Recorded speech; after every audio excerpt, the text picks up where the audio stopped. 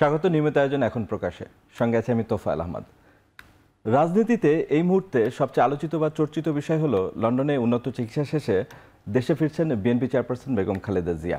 সোমবার বেগম জিয়া তার দুই পুত্রবধূ জোবায়দা রহমান এবং শামেলা রহমানকে সাথে নিয়ে দেশে ফিরবেন। চিকিৎসার পর আগের চেয়ে অনেকটাই সুস্থ তিনি, এটা আমরা যতদূর জানতে পেরেছি।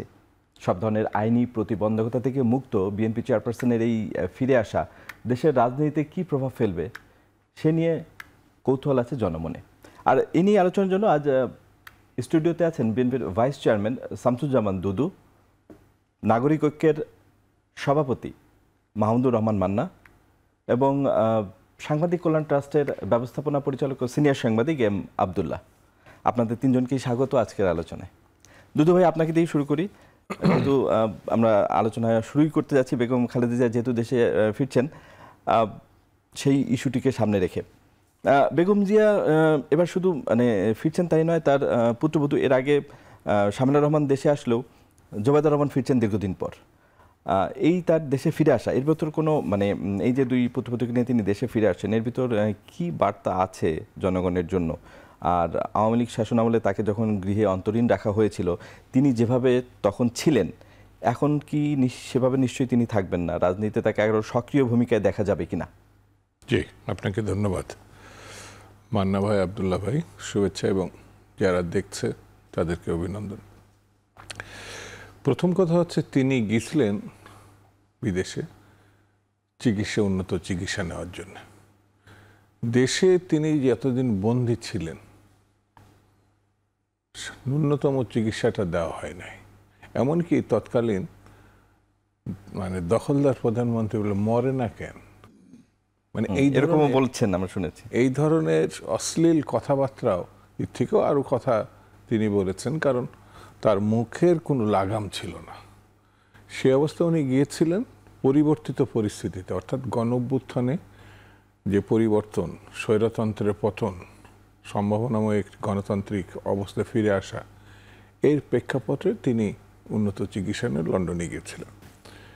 লন্ডনে অনেক আগেই তারেক রহমান সাহেব তার পরিবারে তিনি গিয়েছিলেন। যাওয়ার পরে এবং যাওয়ার আগে তাদের নামে একাধিক মামলা, তার স্ত্রীর নামে। তো স্বাভাবিক কারণে তারও যেমন আসার কোনো সুযোগ ছিল না, তারও অসুস্থতা ছিল, কিন্তু তার স্ত্রীরও একাধিক মামলার কারণে তারও এখানে আসার কোনো অবস্থা ছিল না। পরিবর্তিত পরিস্থিতিতে বেগম খালেদা জিয়া যেমন আসছেন, আমার কাছে মনে হচ্ছে গণতন্ত্র ফিরে আসছে। কারণ বেগম খালেদা জিয়া আপসীর নেত্রী হিসেবে না, গণতন্ত্রের মাথা হিসাবেও, মাদার অফ ডেমোক্রেসি হিসাবেও তিনি খ্যাত। তিনি আজন্ম গণতন্ত্রের জন্য লড়াই করেছেন। তো তার ফিরে আসাটা ইঙ্গিত বহন করে যে গণতন্ত্রের যে সম্ভাবনাটা দেখা দিয়েছে, একটি পরিপূর্ণ রাজনৈতিক ব্যবস্থাপনা, অর্থাৎ নির্বাচনের মধ্য দিয়ে একটা জনপ্রতিনিধিত্বশীল নির্বাচিত সরকারের আসার একটা সম্ভাবনা দেখা দেবে।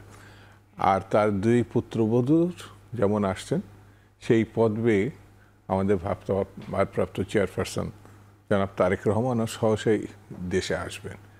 এই যে একটা সম্ভাবনা, অর্থাৎ বিএনপির মূল নেতৃত্ব দেশনেত্রী বেগম খালেদা জিয়া, পরে জনাব তারেক রহমান। তো এই মূল নেতৃত্ব যখন আসবে, আমি আল্লাহর কাছে শুকরিয়া আদায় করি যে তিনি সহি সালামতে ফেরত আসতে পারছেন। এটা একদিক থেকে বাংলাদেশের মানুষের জন্যে, গণতন্ত্রের জন্য, দেশের জন্যে, আমি বলবো যে মানুষটা আজন্ম গণতন্ত্রের সপক্ষে কাজ করেছে, তার ফিরে আসাটা একটা মঙ্গলজনক পরিস্থিতির সম্ভাবনা তৈরি করবে বলে আমি মনে করি। এটা আমি প্রত্যাশা করি। আর বিভিন্ন মহলে, বিশেষত পতিত স্বৈরাচার শেখ হাসিনা, তার দল, তার সঙ্গী সাথী শুধু পালিয়েছে এটা বললে ভুল হবে। তারা কিন্তু এখন আবার কীভাবে দেশটাকে বিশৃঙ্খলার মধ্যে নিয়ে যাওয়া যায়, তাদের যে সঙ্গী সাথী, অর্থাৎ প্রতিবেশী একটা দেশও এর সঙ্গে যুক্ত। এখনও তারা গণতান্ত্রিক যে পরিস্থিতি, গণ অভ্যুত্থানের মধ্যে দিয়ে তৈরি হয়েছে, তার সপক্ষে এখনও তারা আসে নাই। তারা স্বৈরতন্ত্রকে শুধু আশ্রয় দেয়নি, তারাও স্বৈরতন্ত্রের পক্ষ অবলম্বন করছে বলে আমার ধারণা এবং বিশ্বাস। তো বেগম জিয়াকে মানে রাজনৈতিক কর্মসূচিতে দেখা যাবে কিনা, মানে যতটা মানে তার চিকিৎসকরা পারমিট করে? তিনি নিজে একটি প্রতিষ্ঠান, মানে তিনি তো বার্তা দিয়েছেন, আমরা দেখেছি গণঅভ্যুত্থানের সময় হসপিটাল থেকে। তো এরকম না, আমার কাছে মনে হয় তিনি নিজে একটি প্রতিষ্ঠান। যে কোনো মানুষ রাজনীতির সঙ্গে যখন থাকে এবং তার নেতৃত্ব বিকশিত থাকে, তিনি যেখানেই থাক না কেন তাকে ঘিরে একটা আবহাওয়া বা একটা পরিবেশ তৈরি হয়। আর তিনি তো একটা চূড়ান্ত, যেমন তিনি জীবনে কখনো নির্বাচন পরাজিত হয়নি, 23টা সিটেই তিনি দাঁড়িয়েছেন, নির্বাচিত হয়েছেন। তিনি যখন যেটা বলেছেন, যে কারণে তাকে উপাধি আছে আপসীর নেত্রী। তিনি মুক্তিযুদ্ধের সময়ও কারান্তরীণ ছিলেন পাকিস্তানি কারাগারে। ঠিক তেমনি হুসেন মোহাম্মদ এরশাদের সামরিক স্বৈরতন্ত্র বিরোধী যে আন্দোলন, সেখানেও তিনি লড়াকু। সেই জন্য তিনি যেখানেই থাকবেন সেখানে রাজনীতি তাকে ঘিরে পরিগ্রহ হবে, তাকে ঘিরেই রাজনীতি পরিগ্রহ হবে আমার কাছে মনে হয়। ধন্যবাদ শামসুজ্জামান দুদু। মাহমুদুর রহমান মান্না ভাই, রাজনৈতিক দলগুলো নির্বাচনের জন্য অন্তর্বর্তী সরকারের উপর যে চাপ প্রয়োগ করছে, বেগম জিয়ার ফিরে আসায় সেই চাপ কি আরো বাড়বে, বা আপনি এরকম কিছু মনে করছেন কিনা? বা রাজনৈতিক এটা একটা অটোমেটিক ব্যাপার হবে, কারণ বেগম জিয়া যে পার্টির এখন পর্যন্ত চেয়ারম্যান, সেই পার্টি শুরু থেকেই নির্বাচনের কথা বলছে।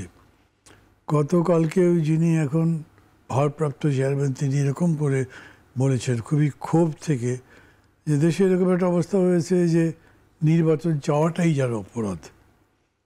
তার মানে নির্বাচন চাইলে যারা পছন্দ করছে না, উনি তাদেরকেই সতর্ক করেছেন। তো পুরা পার্টির টিউনিং তো এটাই, এবং সেই পার্টির চেয়ারপারসন বেগম জিয়া ওই লাইনই বলবেন। উনি যদি এই লাইনের পক্ষে না হতেন, তাহলে নিশ্চয়ই আগেই এটাকে যদ্দূর পারা যায় তার মতো করে পরিচালিত করার চেষ্টা করতেন। আর বেগম জিয়া যে কথা দুদু বলছিলেন, মানে উনি নিজে একটা ইনস্টিটিউশন, ওনার কথার একটা আলাদা ভ্যালু ক্যারি করে। মানে হয় না, কিছু কিছু মানুষ দল করেও আবার দলের মধ্যে থেকেও দলের ঊর্ধ্বে উঠতে পারেন। উনি এই রকম টাইপের হয়ে গেছেন এখন। ফলে উনি নিজে ব্যক্তিগতভাবে যেগুলো বলবেন, সেগুলোর একটা বিরাট প্রভাব সোসাইটিতে পড়বে। দলের পক্ষে কতখানি কিভাবে বলবেন তা আমি জানি না, কারণ অ্যাক্টিং চেয়ারম্যান যাকে করা হয়েছে এরকম তো নয় যে উনি চেয়ারম্যানের দায়িত্ব নেবেন, এরকম কোনো ইন্ডিকেশন আমরা পাইনি। তারপরেও যেমন ধরেন পাকিস্তানে হয়েছিল, মা আর মেয়ে মিলে এক অর্থে দেশ চালাতেন, এবং ওখানে কে বড় কে ছোট এই প্রসঙ্গে তোলেই নি, বিকজ মা মেয়ে। তো এইখানের এরকম ব্যাপার হবে যে তারেক রহমান অ্যাক্টিং চেয়ারম্যান হিসেবে পুরা দলকে পরিচালনা করতে গিয়ে যে চাপ তৈরি করতে পারেন, যে প্রভাব তৈরি করতে পারেন, তার সাথে বেগম জিয়ার ভূমিকা বা তার প্রভাব যুক্ত হবে, এটা বর্ধিতই হবে। ধরেন আমি এরকম ভাবি, কালকেই 2-3 জন সহ কথা বলছিলাম, তারাই আমাকে বলছিলেন, আচ্ছা উনি কি এসে একটা জনসভা করবেন? তাই বলো আমি তো জানি না। বললো ভাই জনসভা করলে কিন্তু লোক রাখা যাবে না। আর একজন আবার বললো যে এয়ারপোর্টে যে কি হয়। তা আমি বললাম যে আমি তো পত্রিকায় দেখেছি, অনুরোধ করা হয়েছে যেন রাস্তায় ভিড় না করা হয়, বিমানবন্দরে ভিড় না করা হয়। তার অসুস্থতার কথা বিবেচনা করে অ্যাপিল করলে লোকজন হয়তো করবে না। কিন্তু তারপর আমি নিজেই ভাবছি, ধরেন এরকম একটা সিনারিও, আমি কিন্তু জানি না কিছুই, আর দুদু এখানে আছেন, উনি আমার চেয়ে নিশ্চয়ই অনেক বেশি জানেন। উনি আসবার 7 দিনের মাথায় বা যে কয়দিন পরেই হোক, একটা সুইটেবল টাইম পরে রেস্ট করছে একটা জনসভা হবে, যেখানে তিনি 2 পুত্রবধূ সহ আসবেন। ঢাকা শহরে বাড়িতে কোনো লোক থাকবে না। তো এইটার প্যারালাল কিছুই নেই এখন বাংলাদেশে। আপনি যেভাবেই যার কথাই বলেন, প্যারালাল কেউই নাই। এবং এই কারণেই আবার আমি আরেকটা কথা বলে রাখি, আমি জানি না এটা একটু ইচিরে পাকে আমি করছি কি না, অনেক বড় আশা তাকে নিয়ে তৈরি হবে, ইতিমধ্যে হয়েছে।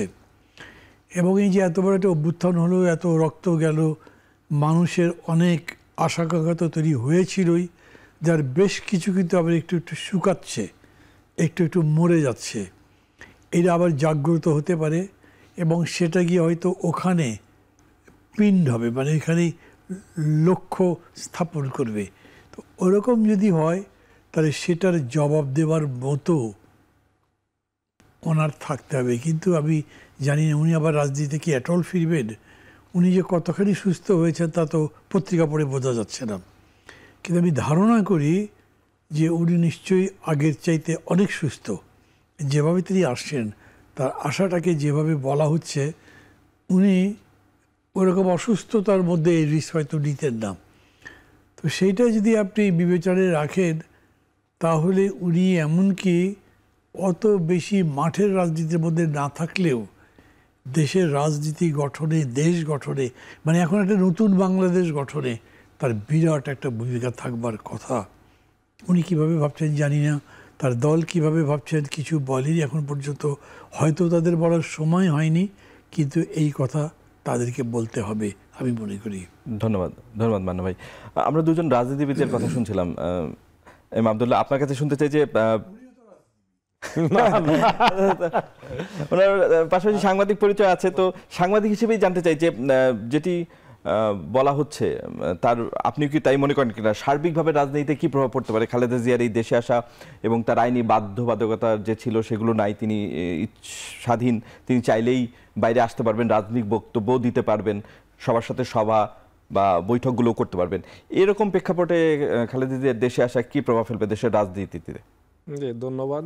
এই শো যারা দেখছেন এবং দেখবেন ভার্চুয়াল জগতে সবাইকে শুভেচ্ছা জানাচ্ছি, এবং মান্না ভাই, দুদু ভাই আমার খুব প্রিয় কাছের মানুষ, তাদেরকেও শুভেচ্ছা জানাচ্ছি।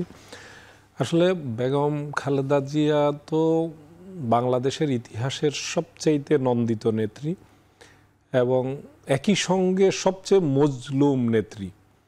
তার উপর যে গত ফ্যাসিবাদী শাসনে, শেখ হাসিনার শাসনে যে পরিমাণ তার প্রতি অবিচার করা হয়েছে, যে পরিমাণ জুলুম করা হয়েছে, কোনো মানুষের প্রতি কোনো মানুষ, একজন নেত্রী, সাবেক প্রধানমন্ত্রী তো দূরের কথা, কোনো মানুষের প্রতি মানুষ এরকম ধরনের নিষ্ঠুরতা দেখাতে পারে, কীরকম তুচ্ছ তাচ্ছিল্য, এবং বা কয়েক দফা তো তার মানে এরকম মানে খবর প্রচার রটিয়ে দেওয়ার চেষ্টা করা হয়েছে তিনি নাই, এ ধরনের এগুলো বিভিন্ন এজেন্সি থেকেই কিন্তু প্রচার করে বিএনপি নেতাকর্মীদেরকে হতাশ করার জন্য, হতাশা ছড়িয়ে দেওয়ার জন্য এই জাতীয় খারাপ খবর কিন্তু বিভিন্ন সময়ে আমরা ছড়িয়ে দিতে দেখেছি। কিন্তু তার বেগম খালেদা জিয়া এখনো পর্যন্ত বাংলাদেশের রাজনীতির একদম ঐক্যের প্রতীক। তার মতো এরকম স্যাক্রিফাইস বাংলাদেশের রাজনীতিতে আমি মনে করি অতুলনীয়। তার সাথে তুলনা করার মতো এত স্যাক্রিফাইস দেশের জন্য, জনগণের জন্য, জনগণের পক্ষে, গণতন্ত্রের জন্য, দেশমাতৃকার জন্য তার যে স্যাক্রিফাইসটা, এটার সাথে তুলনা করার মতো আমি প্যারালালি আর কাউকে আমি দেখছি না। এবং তিনি এখনো পর্যন্ত যদি বাংলাদেশের যত মত পথই থাকুক না কেন, একমাত্র আওয়ামী ফ্যাসিবাদ ছাড়া বাকি যে কোনো দলের যেই কোনো নেতাকে তিনি যদি ডেকে একটি কথা বলেন, শোনার মতো একজন মানুষই আছেন, সেটি হচ্ছেন বেগম খালেদা জিয়া। আপনারা দেখেছেন যে তার মধ্যে যে আভিজাত্য, তার কথনে, চলনে, বলনে, এই জায়গাটা কিন্তু এখনো পর্যন্ত কেউ বিট করতে পারে নাই। আপনি দেখবেন যে যে কথাটি কিছুদিন আগেও খুব আলোচিত হচ্ছিল, যে এতটা নিপীড়নের শিকার হওয়ার পরও তিনি যখন প্রথম বক্তব্যের সুযোগ পেলেন, একটিবারের জন্য কিন্তু তার প্রতিপক্ষ যেই শেখ হাসিনা তার প্রতি এরকম নির্দয় আচরণ করেছে, তার নামটি উচ্চারণ করে কিন্তু কোনো কথা বলেননি। এটি কিন্তু শুধু বাংলাদেশে না, বিশ্বব্যাপী আমি দেখেছি যে আন্তর্জাতিক বিভিন্ন মিডিয়ায়ও বিশ্লেষণে এই কথাগুলো উল্লেখ করেছে।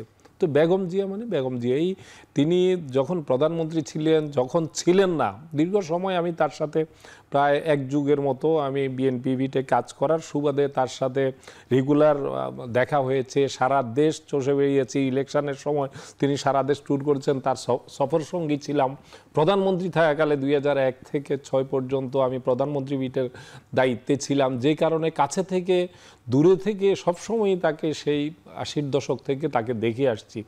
তার মধ্যে কখনো ফাউল টক, মানে ফালতু একটি কথা বলে ফেলেছেন এরকম আমি কিন্তু আজ পর্যন্ত আমি দেখি নেই।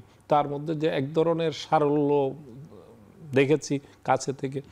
এবং আমাদেরকে যখন আমরা তার সঙ্গে তার সংবাদ কভার করার জন্য বিভিন্ন সময়ে তার সাথে বিভিন্ন সফরে গিয়েছি এবং তার কাছাকাছি গিয়েছি বিভিন্ন, কখনো পর্যন্ত আমরা তার যে প্রতিপক্ষ শেখ হাসিনা যেভাবে সংবাদ সম্মেলনগুলোতে যে ধরনের বাগাড়ম্বর করতেন এবং অহংকার যে জায়গাটা, এটা কিন্তু বেগম জিয়ার মধ্যে, বেগম খালেদা জিয়ার মধ্যে আমরা কখনো দেখি না। এই জন্যই তিনি দেশনেত্রী, এই জন্যই তিনি সবার কাছে, মানুষের কাছে, গণমানুষের কাছে সবচেয়ে নন্দিত। রাজনীতিতে যে আমরা মানে যে আপনি যেটা বলছেন যে বাংলাদেশের রাজনীতিতে নিশ্চয়ই এটার প্রভাব আছে। তিনি যদি আজকে আমরা যেটা খবরে জানি, এবং আমার তার যে চিকিৎসক তার সাথেও একটু কথা বলার সুযোগ হয়েছিল, তিনি যেটা বলছেন শব্দটা এইভাবে চয়ন করছেন, তার অবস্থা, শারীরিক অবস্থা খুব ভালো। তো খুব ভালো, তাকে যেই পর্যায়ে নিয়ে যাওয়া হয়েছিল তার চেয়েতে উন্নতি করে খুব ভালো বলতে কতটুকু আমরা হয়তো তার আসার পরে আমরা জানতে পারবো। আমরা জানি যে বাংলাদেশ বিমানের একটি বিশেষ ফ্লাইটে তার আসার কথা ছিল, কিন্তু শেষ মুহূর্তে সেটা চেঞ্জ করে নানান কৌশলগত কারণেই হয়তো কাতারের রাজ পরিবারের যে এয়ার অ্যাম্বুলেন্স, সেটার মাধ্যমেই তিনি কিন্তু ফিরছেন। এটাও কিন্তু একটা বিরল সম্মান। আপনি চিন্তা করেন, কাতার বিশ্বের সবচেয়ে ধনী রাষ্ট্র হিসেবে এখন তালিকায় একদম সবার উপরে, সেই রাষ্ট্রের রাজ পরিবারের ব্যবহার করা এয়ার অ্যাম্বুলেন্স তাকে দিয়ে নেওয়ার সময়ও নেওয়া হয়েছে, কিন্তু আসার সময়ও সেটাই দিয়ে, শুধুমাত্র প্রক্রিয়াগত একটু ত্রুটির কারণে মাঝখানে একটু আলোচনা হয়েছিল যে তিনি সাধারণ বিমানে আসবেন, কিন্তু সেই প্রক্রিয়াগত ত্রুটি না থাকলে প্রথম থেকেই জানা যেত যে কাতারের এয়ার অ্যাম্বুলেন্সেই তিনি ফিরবেন। তো আমরা আশা করছি বেগম জিয়া বাংলাদেশের মানুষের, বাংলাদেশের গণতন্ত্রের জন্য, এই দেশের জন্য, স্বাধীনতার সার্বভৌমত্বের জন্য, আধিপত্যের বিরুদ্ধে তার যে লড়াই, যে সংগ্রাম, অতুলনীয় সংগ্রাম, তার যে স্যাক্রিফাইস, এই বিষয়গুলো বাংলাদেশের মানুষ, প্রতিটি মানুষ সেটা মূল্যায়ন করে, সেভাবেই দেখে। তিনি আসার পর অবশ্যই আগামী দিনের যে নির্বাচনী রাজনীতি আছে, বাংলাদেশের যে ঐক্যের রাজনীতি, বাংলাদেশকে পুনর্গঠনের রাজনীতি, বাংলাদেশের যে সংস্কারের মাধ্যমে নতুন বাংলাদেশ গঠনের যে রাজনীতি, এগুলোর এর উপর ইতিবাচক প্রভাব তো অবশ্যম্ভাবী। ধন্যবাদ। এ থেকে আমাদের সন্দেহের কোনো অবকাশ নেই। ধন্যবাদ ইমাম আব্দুল্লাহ। আমাদের একটা বিরতি নেওয়ার সময় আছে, আমরা একটা বিরতিতে যাব। দর্শক, আমরা একটা বিরতিতে যাচ্ছি, ফিরে আসছি একটু পরেই, আমাদের সাথেই থাকুন।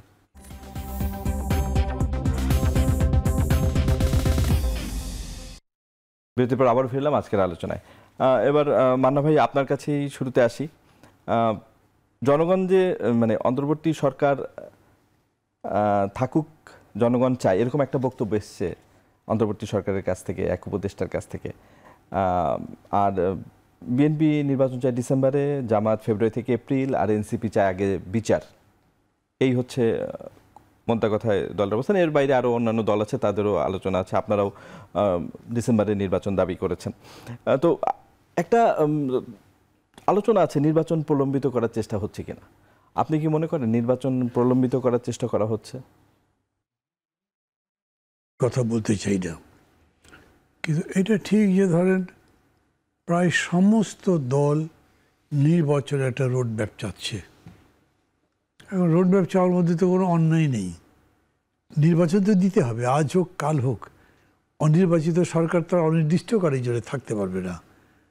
সেই ক্ষেত্রে চিন্তা ভাবনা করে একটা road map even after 8 months দেওয়া যাবে না কেন? আমার কাছে এটা পরিষ্কার নয়। আর হয় কি, মানে ওই বলে না, ওই মানে প্রবাদটা বাংলায় ছিল, আয়ু যেন পদ্মপত্রিনীর, কচুর পাতার পানির মতো যেন জীবন। জনপ্রিয়তাটা ওই রকম। আজকে যেটা জনপ্রিয় মনে হচ্ছে আজকের এই বিশেষ পরিস্থিতিতে, এই বিশেষ পরিস্থিতিতে যখন থাকবে না, তখন তো অন্যরকম হবে। তখন ইংরেজি কবিতার মতো Das I enter, Das I go, মানে একজন প্যাট্রিয়ট কত হলো, দেখা গেল যে দুদিন পরে তার মানুষ পারলে ঢিল ছুটছে। তো ডক্টর ইউনূস তো পলিটিক্স করবেন না, উনি এটা স্পষ্ট করেছেন।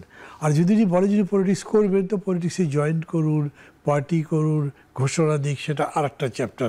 লোকে কীভাবে নেয় সেটা দেখা যাবে।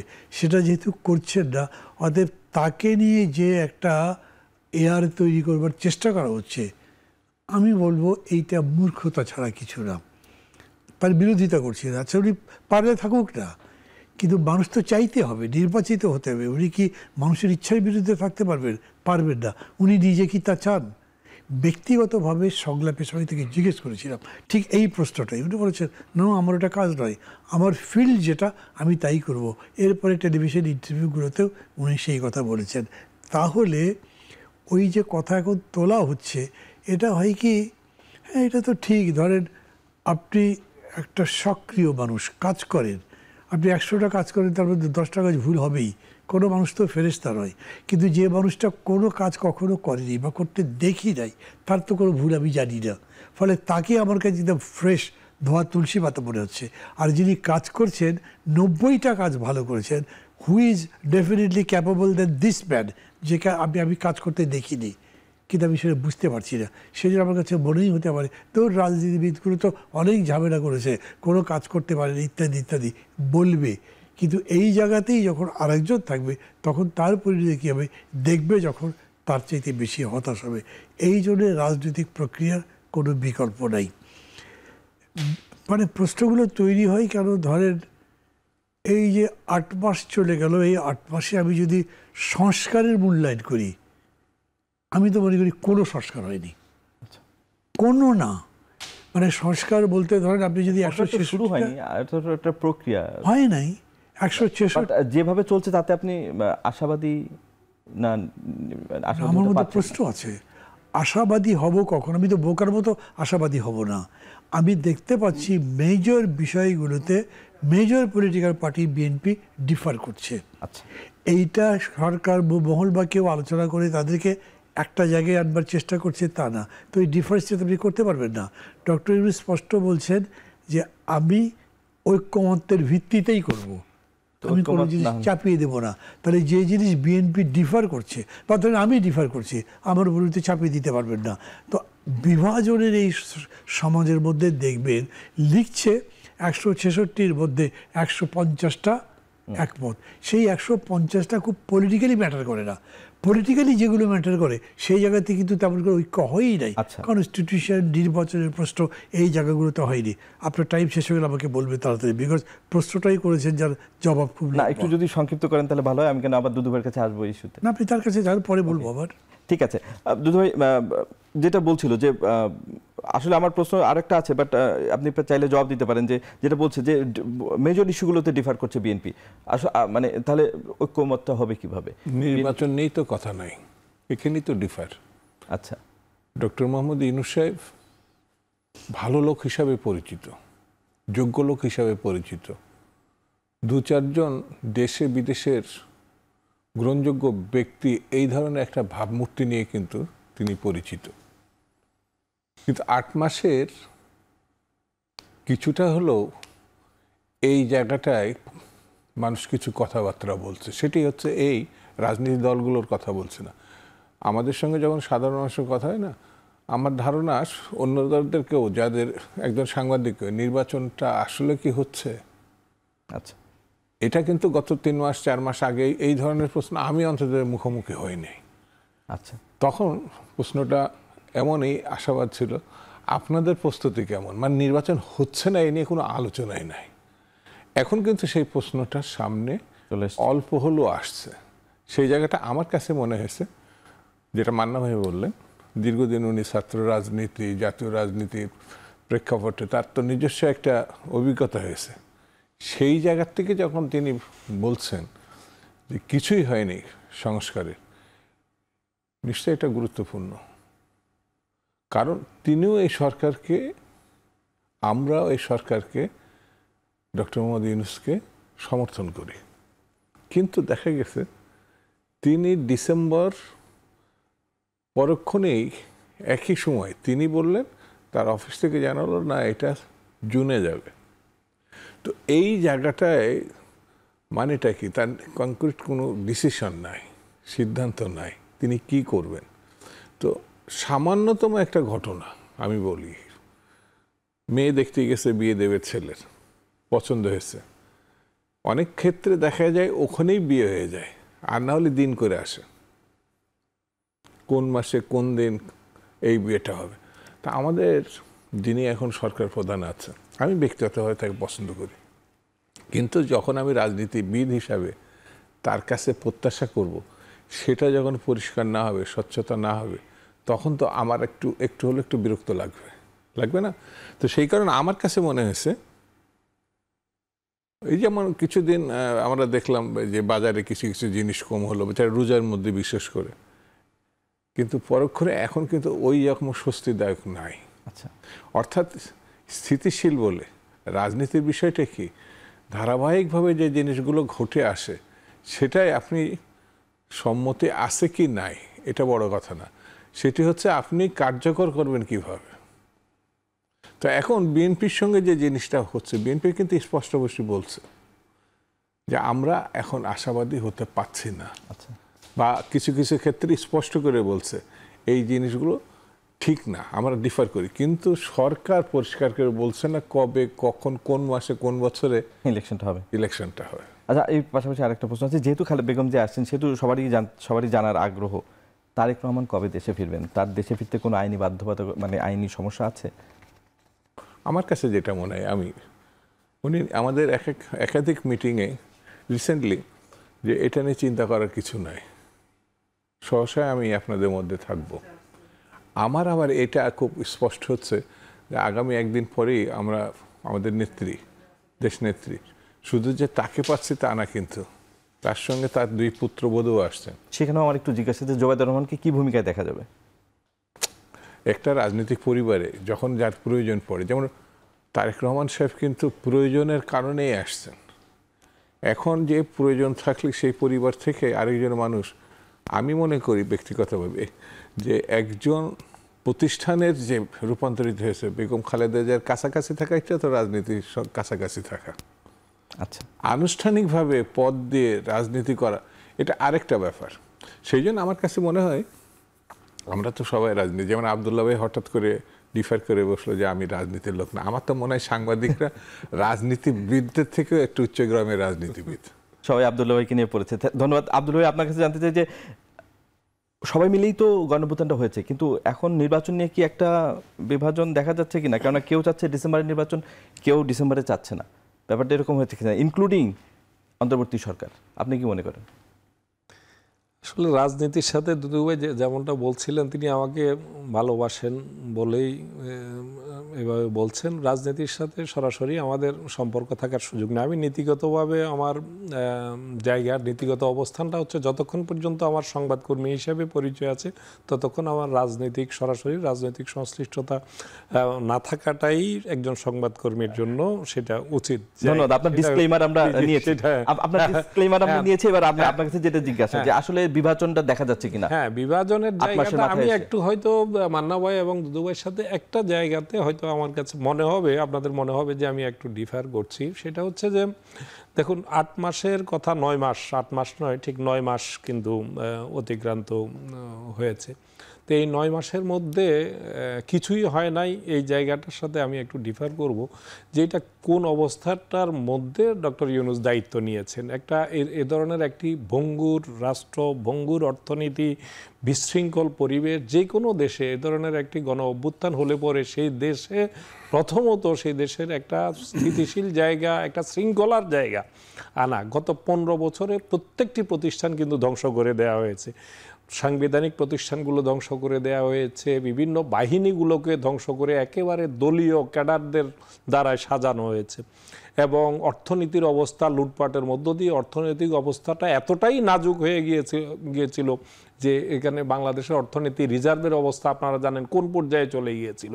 একটা দেউলিয়াতের জায়গায়, বৈদেশিক ঋণের জায়গা, কিস্তি পরিশোধ করা যাচ্ছিল না, আমদানির বিল পরিশোধ করতে গিয়ে হিমশিম খাচ্ছিল। এরকম একটি নাজুক অবস্থার মধ্যে দায়িত্ব নিয়ে আমি মনে করি প্রথমত সাফল্যের জায়গাটা হচ্ছে ডক্টর ইউনূসের সরকারের। এটা সবার সমর্থনেই হয়েছে, এটা ওনার ব্যক্তিগত পুরো কৃতিত্ব যে ব্যক্তি ইউনূসের তা না, এ সমস্ত রাজনৈতিক দলের সমর্থন, আস্থা রেখেছে, সেই কারণেই সম্ভব হয়েছে। এবং তার যে ক্যারিসমেটিক যে একটা জায়গা, বৈশ্বিক ব্যক্তিত্ব হিসেবে তার যে সারা বিশ্বে অকুণ্ঠ সমর্থন তিনি পেয়েছেন, এটার কারণেই সেই জায়গাটা সম্ভব হয়েছে। আমি যে কথাটা বলছিলাম যে এই 9 মাসের মধ্যে কিন্তু প্রথম 4 মাস অন্তত যদি আপনি দেখেন একটু পিছন দিকে গিয়ে, যে শুধুমাত্র একটা প্রতিবিপ্লব, নানান ধরনের প্রতিবিপ্লবের যে অপচেষ্টা, সেগুলো ঠেকাতে গিয়েই প্রথম দিকে কিন্তু হিমশিম খেতে হয়েছে।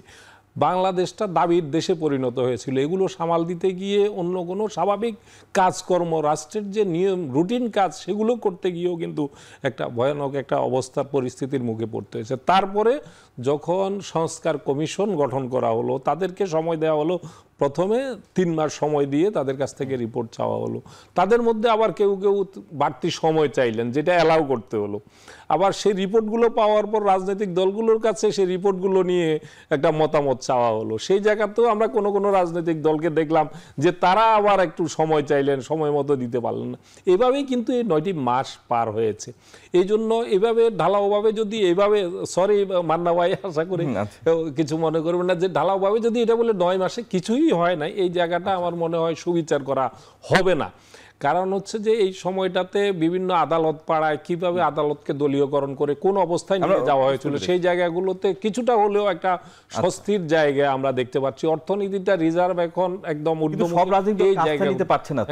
কিন্তু এখন যদি আমরা নির্বাচনের কথা বলেন, যে আশঙ্কার কথাটা বলছেন, আমি সেভাবে আশঙ্কাটা করছি না। আমি যতটুকু জানি ডক্টর ইউনূস তিনি ক্ষমতা আঁকড়ে থাকার মন মানসিকতা তার মধ্যে এখনো পর্যন্ত, আমি প্রথম থেকে তিনি যে কথাটি বলছেন, টেকনিক্যাল জায়গাটা যে জায়গায় দাঁড়িয়েছে সেটা হচ্ছে যে কিছু সংস্কার, নির্বাচন রিলেটেড কিছু সংস্কার করা ছাড়া যদি নির্বাচনে যাওয়া হয়, সেই নির্বাচনটাও বাংলাদেশের ইতিহাসের জন্য আরেকটি ভয়ানক রকম একটা সহিংস নির্বাচন হতে পারে, বিশৃঙ্খলা নতুন সংকট তৈরির নির্বাচন হতে পারে। সেই সংস্কারগুলোর জন্য এখন চেষ্টা চলছে, এটাতে গতি আনুক, এটাই আমরা চাই। এবং এই সংস্কারে কেন আরও গতি আসছে না সেটা নিয়ে আমাদের রাজনীতিবিদরা, মান্না ভাইরা, দুদু ভাইরা সেই জায়গাগুলোতে সুনির্দিষ্টভাবে সেটা বিএনপি কোঅপারেট করছে। আমরা দেখেছি যে সিরিয়াস মিটিং করে তারা অনেকগুলো যে বিষয়গুলো সে জায়গাতে কিছু ভাইটাল জায়গায় জটিলতার জায়গা আছে, সেই জায়গাগুলো আমি মনে করি আলাপ আলোচনার মাধ্যমে দুই পক্ষকেই, যেটা যারা সংস্কারের দায়িত্বে, যেটা ঐকমত্য কমিশনের মাধ্যমে যে প্রক্রিয়াটা চলছে, তাদেরও একটু উদার জায়গায় আসা দরকার। রাজনৈতিক দলগুলোকে আরেকটু ফ্লেক্সিবল হয়ে যদি একটা জায়গায় আসা যায়, আমি যতটুকু অনুমান করি ডিসেম্বরের মধ্যে হয়তো নির্বাচনটা করা সম্ভব হবে না, তবে আমার ধারণা সেটা রমজানের পরে বা আগের কথা জামাত ইসলামী বলেছে ফেব্রুয়ারি, রমজানের আগের কথা। কিন্তু রমজানের আগে যদি ডিসেম্বরে সম্ভব না হয়, রমজানের আগে সম্ভব হবে না, একটা টেকনিক্যাল কারণ আছে। সেটা হচ্ছে যে নতুন বছর আসলে পরে ভোটার লিস্টটা একটু আপডেট করার একটা বাধ্যবাধকতার জায়গা আছে, সেটা করে আমার ধারণা রমজানের পরে এপ্রিল বা মে এর মধ্যে জাতীয় নির্বাচন হয়ে যাবে। এর বেশি ক্ষমতা আঁকড়ে থাকার কোনো মানসিকতা আমি অন্তত দেখছি। ধন্যবাদ আব্দুল। আমাদের আরেকটা বিরতি নেওয়ার সময় আছে। দর্শক, আমরা একটা বিরতিতে যাচ্ছি, ফিরে আসছি একটু পরই।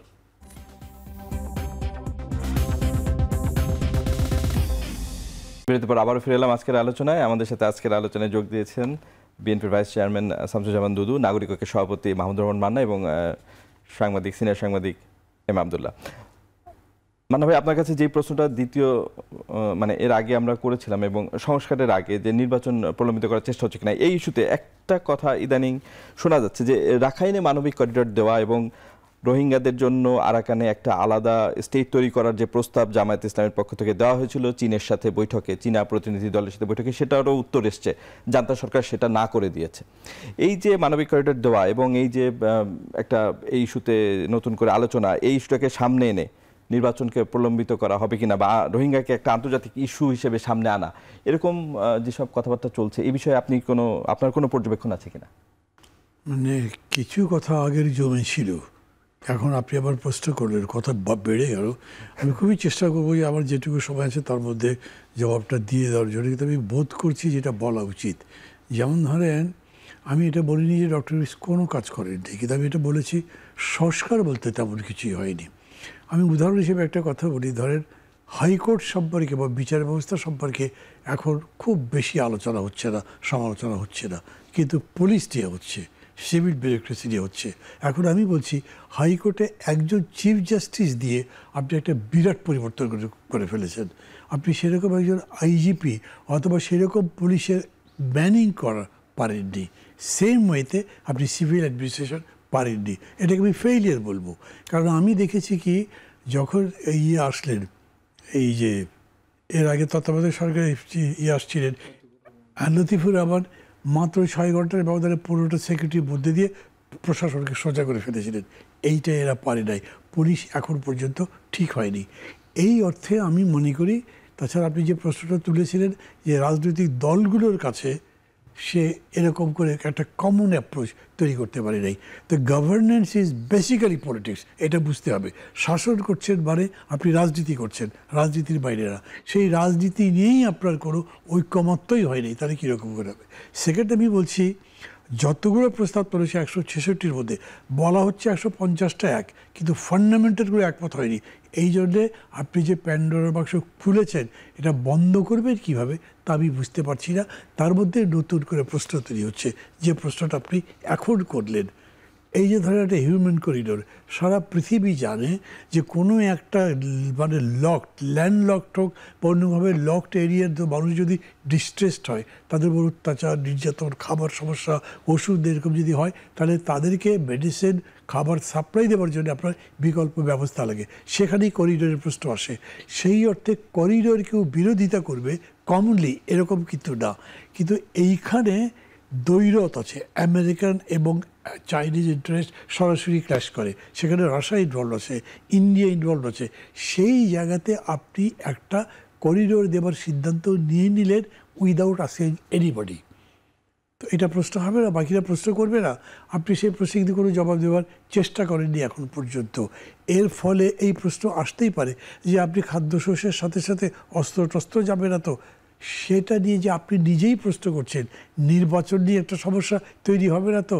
তো ধরেন বিএনপি এখন মনে করে যে তাড়াতাড়ি নির্বাচন দিলে তারা দায়িত্ব নিতে পারে, দায়িত্ব পাবে, জনগণ তাদেরকে দায়িত্ব দেবে, তারা দেশটাকে আরও ভালোভাবে পরিচালনা করতে পারবে। তারা দেখছে দেরি হচ্ছে, তাহলে তারা তো বলবে তাড়াতাড়ি নির্বাচন দাও। তুমি একটা অনির্বাচিত সরকার, তুমি একটা নির্দিষ্ট সময়ের সরকার, এত বড় সিদ্ধান্ত কীরকম করে নাও? এই প্রশ্ন তো করতে পারে। এই প্রশ্ন করা মানে ডক্টর ইউনূসকে ব্যক্তিগতভাবে অশ্রদ্ধা করা নয়, এটা বুঝতে হবে। ডক্টর ইউনূস বিরাট পাপের মানুষ, কিন্তু উনি যখন প্রথম পলিটিক্যাল পার্টি করলেন, নাগরিক শক্তি করতে তো পারেননি। হি হ্যাজ ফেইলড দেয়ার।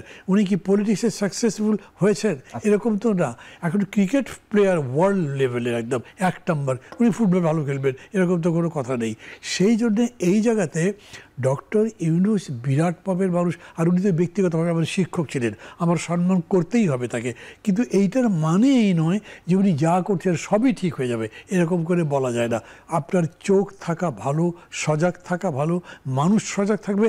রাজনৈতিক দলগুলো তো গার্ডের মতো থাকতে হবে, যেন ভুল না হয়, যেন ভুল পথে পা না দিই, যেন আমি বিচ্যুত না হয়। এখানে এই ভয়ের ব্যাপারটা আছে, এই কথা সবাই বলছে। ধন্যবাদ মাহমুদুর রহমান। সামসুজ্জামান দুদু, আপনি এই বিষয়েও তারেক রহমান বক্তব্য রেখেছেন যে নির্বাচিত সরকারই এই বিষয়ে সিদ্ধান্ত নেওয়া উচিত। আপনি কি মনে করছেন যে এই ইস্যুটাকে সামনে এনে নির্বাচনকে প্রলম্বিত করার চেষ্টা করা হচ্ছে? এইটা একটা প্রশ্ন, আপনি যদি সংক্ষেপে উত্তর দেন। আর আরেকটা বিষয়, সেটি হচ্ছে যে বিএনপি ইতিমধ্যেই লিয়াজোঁ কমিটির মাধ্যমে 50টিরও কাছাকাছি দলের সাথে আলোচনা করেছে। তো দেখা যাচ্ছে যে বিএনপি যেই দাবি, সেখানে বেশিরভাগ রাজনৈতিক দল তার সাথেই আছে, ডিসেম্বরের নির্বাচন বা এই জাতীয়। তো এই বিষয়ে কি খালেদা জিয়ার কাছ থেকে বৃহত্তর ঐক্যের ডাক বা কোন একটা কিছু এই বিষয়ে মুভমেন্ট আমরা আশা করব কিনা তিনি দেশে আসার পরে? আমি মান্না ভাইকে ধন্যবাদ জানাই, করিডোর প্রশ্নে চমৎকারভাবে একটা ব্যাখ্যা দিয়েছেন। আমার দৃষ্টিতে অন্যরকম একটি ব্যাপার আমার কাছে মনে হয়েছে, এটা আমার ব্যক্তিগত মতামত হিসাবে গ্রহণ করা ভালো হবে। কোনো না কোনো দেশের মধ্যে যখন সংকটকে পাশ কাটিয়ে অন্য প্রসঙ্গগুলোকে সামনে আনা হয়, যেগুলো প্রসঙ্গই না, যেমন পাকিস্তান ভারতের একটা পর্যটন, এই যে কাশ্মীরের ঘটনা, এটা তো একেবারেই পাকিস্তান এবং ইন্ডিয়া, কাশ্মীর।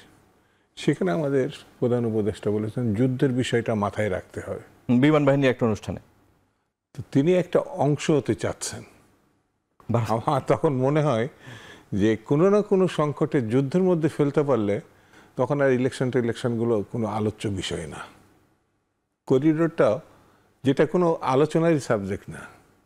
আমি কোনো রাজনৈতিক দল বা বিশেষজ্ঞ পর্যায়ে আলোচনা করি নাই, আমি একটা সিদ্ধান্তমূলক পরিস্থিতির দিকে চলে গেলাম। কোন সরকার, যে সরকারের মূল দায়িত্ব যেটা, সেটার থেকে উনি জটিল কুটিল একটা পরিস্থিতির দিকে শতপ্রবৃত্ত হয়ে তিনি এগোতে চাচ্ছেন। ওই একই কথা সামনে চলে আসে। তিনি কি যেটি জরুরি একটা নির্বাচিত সরকার, যে সরকারটা গত 15 বছর ধরে আসে নাই, মানুষ ন্যূনতম একটা ভোট দেওয়ার ব্যবস্থা করেন, তো ন্যূনতম ভোটটা আমি ব্যবস্থা করতে পারলাম না। এখন দেশে যুদ্ধ নেই, সেই যুদ্ধের দিকে নিয়ে গেলাম, এটা আমার কাছে মনে হয় সামথিং রং, এটা যেহেতু ওইভাবে নেই। আচ্ছা, আমরা পয়েন্টটা ধরতে পেরেছি। আর দ্বিতীয় প্রশ্নটার উত্তর একটু চাচ্ছি আপনার কাছ থেকে, যে খালেদা জিয়া বৃহত্তর ঐক্যে ডাক দিবেন কিনা রাজনীতি বা ডিসেম্বরের নির্বাচনের জন্য, যেহেতু অনেকগুলো দলের সাথে। আমার কাছে মনে হয় ডক্টর মোহাম্মদ ইউনূস তিনি বৃহত্তম মানে অংশগ্রহণটার ব্যতি রেখে তিনি নিজের মতো করে চলবেন, তো এটা তো তিনিই পরিস্থিতি ক্রিয়েট করে ফেলবেন। আচ্ছা, এটা আমার কাছে মনে হচ্ছে, এটা বিএনপি বা বেগম জিয়া বা অন্য কারোর ঘটনা না। তিনি কি চাচ্ছেন সেটা যদি স্পষ্ট না হয়, অনেক জটিলতার সামনে চলে আসতে পারে। এটা আমার কাছে এই কারণে মনে হচ্ছে যে আব্দুল্লাহ সাহেব যেটা বললেন, যে তার যে সাকসেসগুলো আমি মনে করছি এটা খুবই সাধারণ, ওই সাকসেসের পর্যায়ের প্রশ্নই ওঠে না। আমি লতিফুর রহমান সাহেবের অনেক এক্সাম্পল দিয়েছেন, তা আমার কাছে জাস্টিস শাহাবুদ্দিন সাহেবও আছেন, তিনি ইতিহাস রচনা করে তিনি প্রেসিডেন্ট পদ থেকে আবার তিনি স্বপদে চলে গেছেন, তো ওটাকেও আমরা অনুসরণ করতে পারি। আমি প্রধান উপদেষ্টার পদ থেকে আবার আমি নোবেল লরিয়েট হিসাবে সারা বিশ্বে ঘুরতে পারি। ধন্যবাদ। ধন্যবাদ। এই ধরনের দৃষ্টান্ত আমাদের মধ্যে আছে তো। ধন্যবাদ দুদু ভাই। আব্দুল ভাই, আপনার কাছে জানতে চাই যে লাস্ট আমাদের শেষ প্রশ্ন, সেটা হচ্ছে যে এক ব্যক্তি শাসন, পরিবারতন্ত্র এবং জনগণকে ভোগান্তিতে ফেলে রাজনৈতিক কর্মসূচি এবং এরকম আরো অগণতান্ত্রিক নানা আচরণ 5ই আগস্টে জনগণ প্রত্যাখ্যান করেছে। এখন যে রাজনৈতিক দলগুলো যেভাবে চলছে, আপনার কি মনে হয় যে এই যে 5ই আগস্টে জনগণ যে প্রত্যাখ্যান করেছে এই ধরনের অগণতান্ত্রিক যেই আচরণগুলো, এগুলো আমাদের রাজনৈতিক দলগুলো সেই বার্তা নিতে পেরেছে? আর একটু পরিষ্কার করলে ভালো হয়। এই যে মানে মনে করেন যে বেগম যে আসবেন, যদিও মেজর ফখরুল বলেছেন যে জনদুর্ভোগ কিছুটা তৈরি হবে, কিন্তু আমরা দেখেছি এরকম বিমানবন্দর থেকে এরকম শোডাউন কিন্তু আমরা অতীতে দেখেছি। জনগণ কি এগুলো গ্রহণ করে? তো আমাদের কি 5ই আগস্টের পরে এইসব ইস্যু, মানে আমি জাস্ট একটা উদাহরণ হিসেবে আপনাকে বললাম, এছাড়া পরিবর্তন তো আছে, এক ব্যক্তি শাসন আছে, এরকম অনেক কিছু আছে। সবচাইতে ভালো ঠিক আছে, মানে আমার দৃষ্টিকোণ থেকে আমি বলি, দেখুন রাজনৈতিক দলগুলো সব বার্তা নিতে পেরেছে কিনা, মানে 5ই আগস্টের যেসব জিনিসকে মানুষ প্রত্যাখ্যান করেছে। হ্যাঁ, বাংলাদেশের রাজনৈতিক কালচারের আর মানে আমাদের যদি বিশ্বব্যাপী অন্যান্য দেশের যেটা সভ্য দেশগুলো আমরা বলি, পশ্চিমা দেশগুলো বলি, এর মধ্যে আমাদের অনেক তফাতের জায়গা আছে। এই জায়গাগুলোতে বাংলাদেশে এমন একটা কালচার ডেভেলপ করেছে যে কোনো নেতা নেত্রীর পক্ষে শোডাউন আমি স্বাভাবিকভাবেই আপনার কাছে জানতে চাই, এটা কোনো ওই পার্টিকুলার ওই অনুষ্ঠানের জন্য আমি বুঝতে পেরেছি, কিন্তু আমরা তো দুর্ভোগের মধ্যে, কর্মসূচির কারণে দুর্ভোগের মধ্যে আমরা আছি, 5ই আগস্টের পরেও আছি, আমরা প্রতিনিয়তই আমরা এগুলো আমাদের জনগণ সেটা ভুক্তভোগী হচ্ছে। এই জায়গাগুলো থেকে আমাদেরকে বের হওয়ার জন্য আমাদের এইটাই সংস্কারের যে মানে প্রধান যে জায়গাগুলো, এর মধ্যে এটা একটা হওয়া উচিত। আমাদের কর্মসূচি ভিত্তিক ঢাকা শহরের মানুষকে বা যে কোনো জায়গায় আমরা বিভিন্ন প্রোগ্রামের মধ্য দিয়ে ছোটোখাটো দাবি নিয়ে পর্যন্ত এমন একটা গুরুত্বপূর্ণ পয়েন্ট সেখানে ব্লক করে দেওয়া হচ্ছে যে সারাদিন মানুষকে সেটার জন্য সাফার করতে হচ্ছে। এগুলো থেকে বেরিয়ে আসার জন্যই তো আমাদের সংস্কারের দাবি। যেই 5ই আগস্টের পরে এর পরিবর্তন কিছুটা হয়েছে, সেটা কিন্তু খুব উল্লেখ করার মতো না। আমাদের এই জায়গাগুলোতে আমাদের আরও, বিশেষ করে আপনি পরিবারতন্ত্রের কথা বললেন, বাংলাদেশের বাস্তবতায় পরিবারতন্ত্রের এই ইস্যুটা খুবই সেন্সিটিভ ইস্যু। এটা নিয়ে রাজনীতিকরা ডিবেট অতীতেও করেছেন, ভবিষ্যতেও করবেন। এর থেকে বেরিয়ে পরিবারতন্ত্রের চাইতে বড় কথা হলো যে বাংলাদেশের আমাদের মাইন্ডসেটটাই রাজনীতির এবং রাজনৈতিক নেতাকর্মীদেরও মাইন্ডসেটটা এমন জায়গায় আছে যে এর বাইরে তারাও চিন্তা করতে পারছে না। সুতরাং এই নাগরিকদের নিয়ে কিন্তু আপনাকে এইভাবেই চলতে হবে, কিছু করার নাই। ধন্যবাদ এম আব্দুল্লাহ। আজকের আলোচনা আমাদের এখানেই শেষ করতে হচ্ছে। জনাব শামসুজ্জামান দুদু, মাহমুদুর রহমান মান্না এবং এম আব্দুল্লাহ, আপনার তিনজনকে অসংখ্য ধন্যবাদ আমাদের এই আলোচনায় যোগ দেওয়ার জন্য। দর্শক, আজ এখানেই শেষ করছি, আবারও দেখাবে সমসাময়িক বিষয় নিয়ে। ভালো থাকবেন ততক্ষণ পর্যন্ত, শুভরাত্রি।